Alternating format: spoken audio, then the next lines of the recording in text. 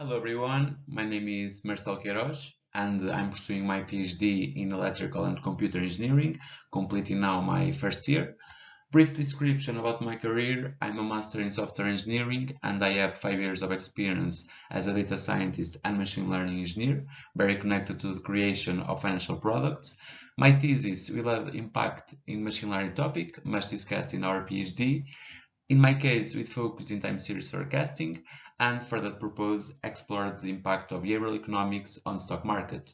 I have the support of Professor Paulo Oliveira and Professor Eduardo Pich. So, what is stock market? Stock markets are places where buyers and sellers can exchange parts of companies, called shares or stocks. Nowadays, these places can be a broker's mobile application, for example, and so stock market algorithms always ensure a balance between supply and demand using price variation. Price doesn't represent the intrinsic value of a company directly, but the value that people think a company is worth at a given time. And in long term, market value tends to equal the value the company is worth, but in short term, market value is influenced by people's general perception. This is sentiment. Motivation. Propose new architectures for robo-advisor, basically providing better investment recommendations to increase return on investments, and we would like to focus this thesis on short-term periods. Study the impact of different types of data on the stock market, especially the social networks impact.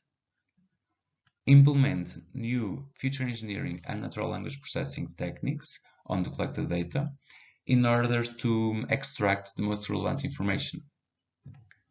In the machine learning field, we want to create new architectures, for example, creating one model capable of learning from different time series using this knowledge to forecast each individual series. Determine the better practices to evaluate results, for example, by building customizable metrics that approximate scientific metrics to real investment results. Objectives. One of them, study the impact of different data inputs. In detail, first input is social networks. That is one way of studying the behavioral economics field. So, social mood, influenced by multiple factors, for example news, affects the stock price daily, and sometimes in minutes or seconds. Sentiment analysis and natural language processing are two important fields of study in this domain, and several insights can be extracted, for example, using Twitter.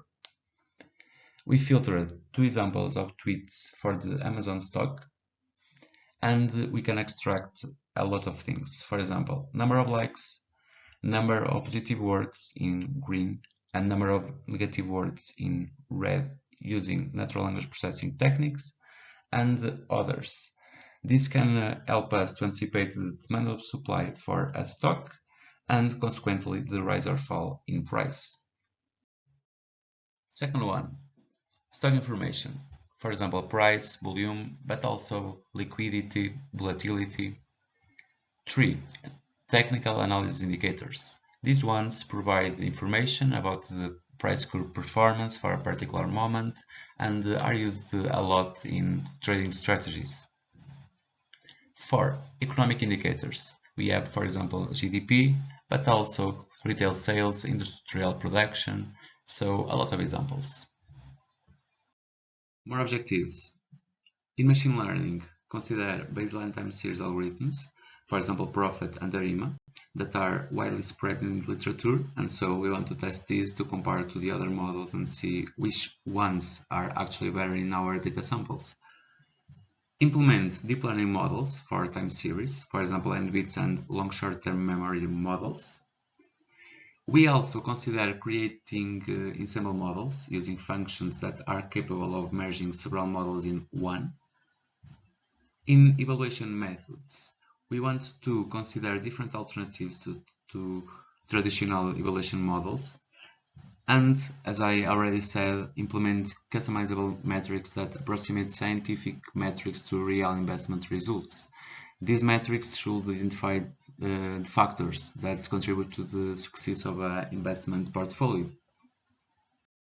About our graphical abstract that you can see here, at the top we can see in blue research context, introducing innovation and possible results, and vertically our pipeline with simplified phases, data collection, machine learning, and evaluation methods. Most of these points I explained in detail in previous slides, but basically in the data that we are going to use, we can insert innovation, for example, in the application of new feature engineering and natural language processing techniques, for example, in social networks data. In machine learning step, we can introduce innovation in the way we apply some models, for example, deep learning models specialized in time series, and then in evaluation method step, create customizable metrics and possible framework to improve the interpretation of scientific results, to easily understand if our investment results will be good with a particular machine learning model. About our planning, we try to have some detail about phases. This is a very hot field scientifically, and so we will have to keep in mind the literature overall the PhD. We also define time for each of the phases that we talked about, already involving some details such as planning time for simulation and testing models, which can take a long time, and we also plan time to write thesis. Regarding the curricular plan, I completed the Web of Science course after reviewing a machine learning article, and I completed the seminar curricular unit by attending all workshops during the year. Also, today I'm completing the thesis planning and scheduling with this presentation, and I'm also in the development of thesis. For the optional curricular units, I choose the ones that would provide me with the most learning knowledge for my thesis, almost all of them involving machine learning or process in data science field. And I also have here some references that you might want to check. Thank you very much, and any question I'm available to answer.